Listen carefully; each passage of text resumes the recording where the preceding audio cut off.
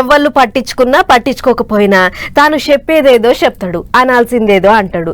గల్లీ నుంచి ఢిల్లీ దాకా, ఢిల్లీ నుంచి మొత్తం దునియా దాకా అంతా తనదేదంటాడు. వేలు లచ్చలు కాదు, అన్న ముచ్చట్లు కోట్లలోనే ఉంటాయి, కోటలు దాటుతుంటాయి. మరి అన్నే వల్ల ఇప్పటికే మీకు సమజై ఉంటది, చెప్పుడెందుకు చూడుర్రు మీరే. నువ్వు ఏ పార్టీ సభ్యుడు? నువ్వు బిఆర్ఎస్ మెంబర్వా, బీజేపీ మెంబర్వా, కాంగ్రెస్ మెంబర్వా, సిపిఐ మెంబర్వా, సిపిఎం? ఆగా చూసిర్రా, ఏ పార్టీ చెప్పు, ముందు ఏ పార్టీ చెప్పు. ఆ పార్టీ ఈ పార్టీ అనకు, పాలన్న పార్టీలకు రా అన్నట్టు అందరినీ బలి మంతరిస్తున్నాడు సారు. ఇంకేమన్నాడో చూడర్రే. సర్పంచులకు నేను ఇచ్చిన ఆఫర్ వినండి.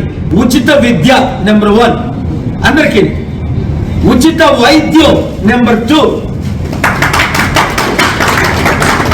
నెంబర్ 3 ఒక సంవత్సరంలోనే మంచి కంపెనీలు పెట్టి ఆ గ్రామంలో ఉన్న నిరుద్యోగులు అందరికీ ఉద్యోగాలు. అమ్మా, పాలన్న ప్లానింగ్ చిన్నగా లేదు పోన్రి.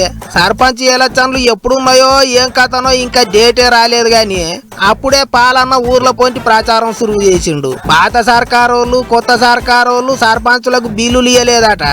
అందుకే సర్పంచులంతా పాలన్న సోపతి పట్టాలే, పాలన్న పార్టీలో షరీకు కావాలి అన్నట్టు ముచ్చట్లు చెప్పిండు. పాలన్న రావాలే, పాలన మారాలే అంటున్నాడు.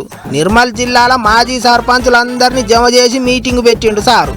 ఆ పార్టీ ఈ పార్టీ అని ఓకుర్రి, పాలన్న పార్టీ ఉన్నది అని అందరిని మాతరిచ్చిండు.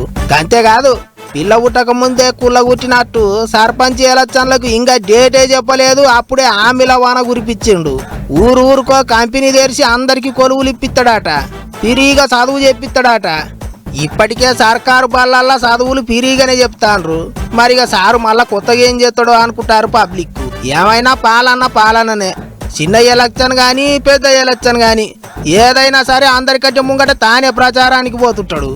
2 రాష్ట్రాలలో ఎమ్మెల్యే ఎలక్షన్లు ఎంపీ ఎలక్షన్ల కానుంచి సురువు చేస్తే ఇక ఇప్పుడు రాబోయే సర్పంచ్ ఎలక్షన్ల దాకా యాదానికి తానే ముందుంటాడు. మరి ఎంతమంది సర్పంచ్లను గెలిపించుకుంటాడో చూడాలి అనుకుంటారా అందరూ.